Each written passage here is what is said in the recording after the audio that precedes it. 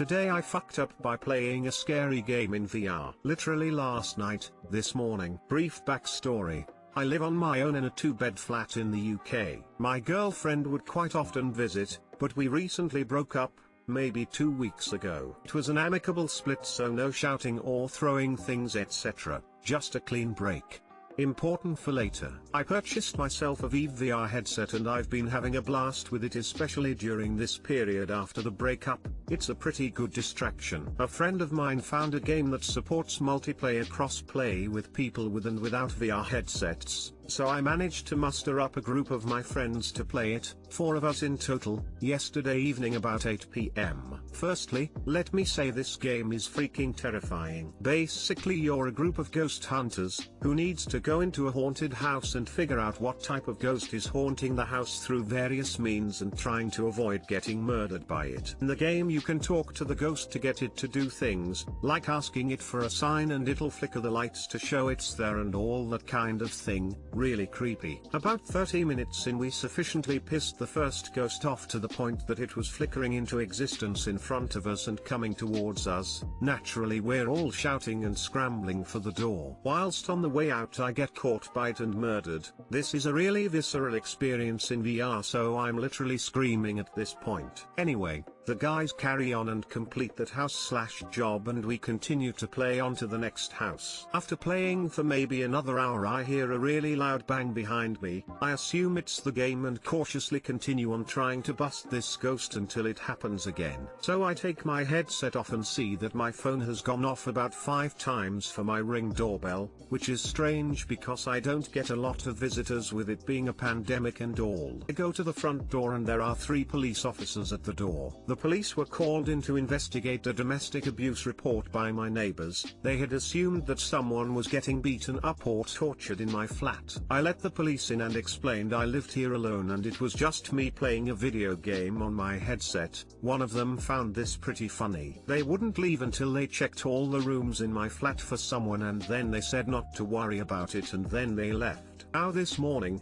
I've had another visit from an officer, and they've asked me specifically where the female who lives here is. I've had to specifically state that I live here by myself. I suspect that my neighbor has adamantly told them that a woman lives here with me. So yeah, probably on a list now or being investigated for a murder or something because I was screaming like a little girl. Too long didn't read. Screamed like a little girl when a ghost killed me. My neighbors called the police and now I suspect that they think I've murdered my ex-girlfriend.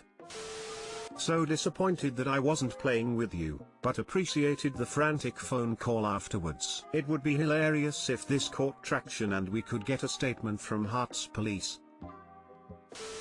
Till the word amicable, thanks for enriching my vocabulary. My partner often has nightmares and screams in their sleep. Once they screamed police on full volume in the middle of the night. Being hauled asleep I told not to shout the police since the neighbors will get alarmed. They shouted it was just a dream after that. Luckily the cops didn't come to say hello. I'll make sure to employ the trick next time around. Smiley face, this is pure gold. I could never play a game like that in VR, so I have been wanting to give that game a try. I've seen so many videos on it. Absolutely recommend it with a group of friends. However, I think next time I play I think I'll be doing it without the headset, haha. Meanwhile at X's house, hello Ms. We just came to make sure that you are indeed not murdered by your former boyfriend. So, gonna tell us the name of the game? Phasmophobia. Today I fucked up by locking myself out of my phone permanently. So I've been trying out app blockers to help me spend less time on distracting apps, and about a week ago I found this one that looks pretty good. I downloaded it and set it up to block almost all social media apps as well as set a time limit on my browser. I kept it running all well and it really seemed to work. I got a lot more stuff done. Yesterday I noticed that I could open the settings page of the blocker app and remove the permission to access usage data, which stopped it from knowing when I opened an app. This meant that I could now get around the block and grant the permission again when I was done browsing social media, which made the app pretty much useless. I looked for other apps that weren't affected by this, but apparently it's required for Android. Since I didn't trust myself not to use this loophole, I thought of a way to prevent myself from accessing that permission. I noticed that the app included itself in the list of apps to block, as well as settings. Because I was sleep deprived at that point, I stupidly decided to block both of them, which meant that not only couldn't I access any part of my phone's settings but also I couldn't open the blocker app to edit or remove any of the blocks to get into the other apps. Because the app was a device administrator, I couldn't uninstall it either before going into settings. In the end I copied the phone's files to the PC and backed up everything before factory resetting the phone. Thankfully, almost all the stuff was already in the cloud. I think I'll just stick it in a drawer from now on. Too long didn't read. I downloaded an app blocker to eliminate distractions and ended up having to wipe my phone to access most of it. Out of curiosity, why can't you boot in safe mode, which is supposed to disable apps, and then uninstall it? I just looked it up. It's nice to know for the next time something like this happens.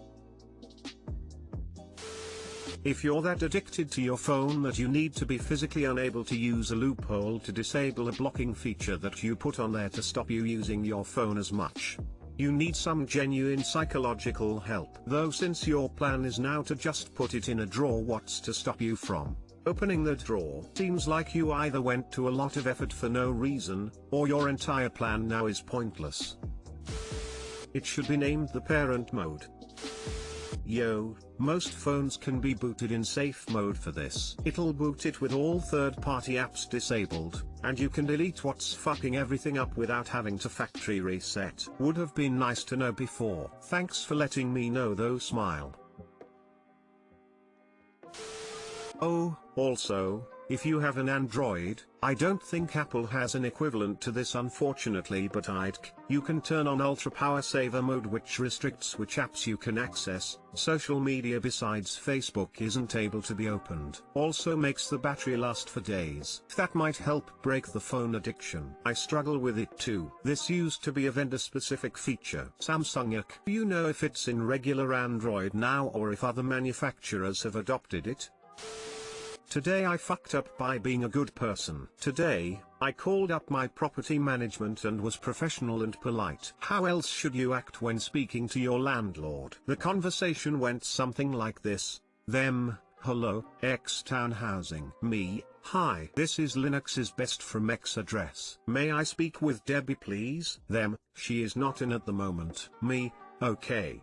Can I please speak with Ruth? Them, I'm sorry, is this Linux's best? Me, yes, this is Linux's best from X address. Them, are you recording the call? Me, no, not at the moment. Should I? Them, it's just whenever you call, you sound rehearsed and very polite. We suspect you are recording the phone call. Me, I'm sorry, I do not mean to make you feel uncomfortable. Them, see, like that. Me, again, I'm sorry. Whom am I speaking with? Them, this is, forget the name, and we would prefer you not call here anymore and keep everything in writing. Me, okay. But I just wanted to let you know that I proceed with the requirement as requested. Them, that's great. But I am going to end the call now. You're too polite, and it makes us feel uncomfortable. Goodbye. /tilde click /tilde. But wait, my day isn't over with. While I am waiting in the rain for my pickup,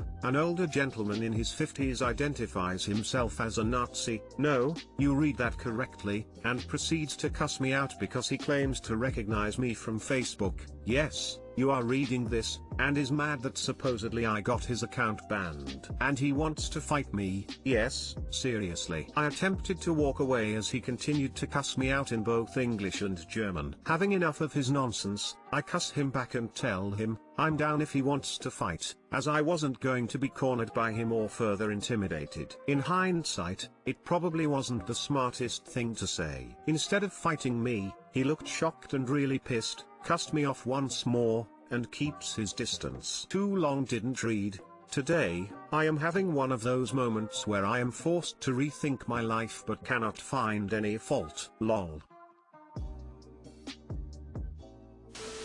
I'm calling BS. This reads like a script. Smiley face. That is what my property management was accusing me of. That all my calls sound scripted. I'm sorry, I reported this post for being written too politely. It's just weird. Wow, imagine thinking you're being recorded because someone is polite. Sounds paranoid. Good for you for making the dude rethink his dumb choices. Is this a bot? Error. Does not compute. Lamal. Do you work in customer service? Because that is how corporate trained their employee to sound like. Polite and straight to the point to limit confusion. 25 years working in consumer services and human resource management. In short, yes. But honestly, it is not the wrong way to speak with people over the phone. I have always found it to be helpful and productive. Cannot say I would know how else to talk to someone in a professional and respectful, and transparent, manner, especially when over the phone.